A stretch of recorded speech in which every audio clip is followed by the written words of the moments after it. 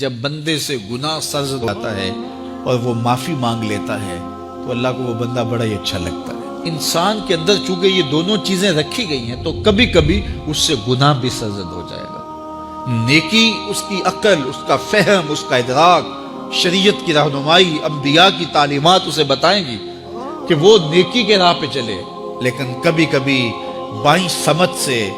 جو خواہشات اور آرزو ہے وہ بھی اس کو گھیر لیں گے اور اچانک اس سے کبھی کوئی گناہ بھی ہو جائے گا۔ اور اگر اچانک اس سے کبھی گناہ ہو گیا، کبھی آنکھ بھٹک گئی، کبھی خیال بہک گئے، کبھی سوچ میں آوارگی آ گئی، کبھی زبان نے میلا لفظ بول دیا، تو پھر کیا ہے کہ پھر فوری معافی مانگ لے۔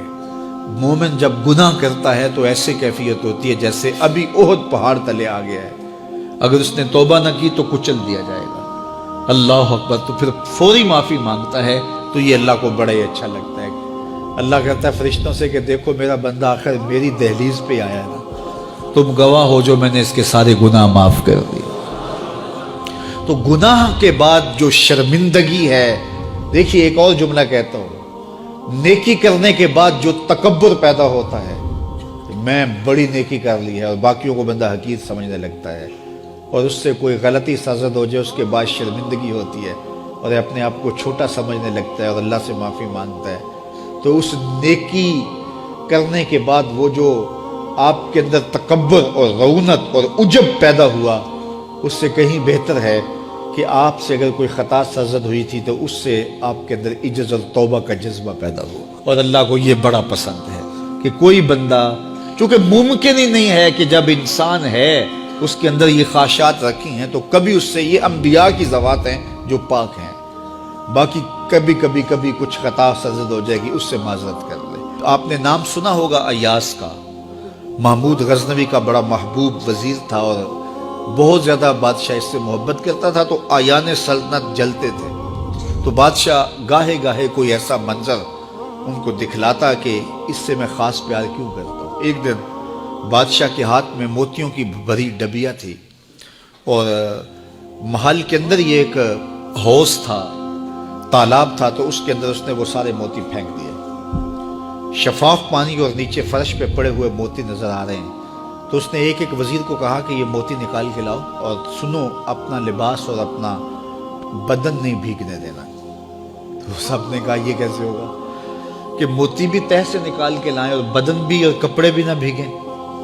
تو دوسرے کو کہا، اس نے کہا حضرت یہ کیسے ہوگا، یہ شرط ہٹائیں تو پھر میں نکال کے لاؤں۔ جب بات آئی ایاز کی تو ایاز نے فوراً چھلانگ لگا دی، موتی پکڑے، ڈھونڈے، ہتھیلی میں لیے اور کانپتے ہوئے بدن کے ساتھ بادشاہ کے سامنے پیش ہوا، حضور یہ لے لیجئے۔ بادشاہ غصے میں تھا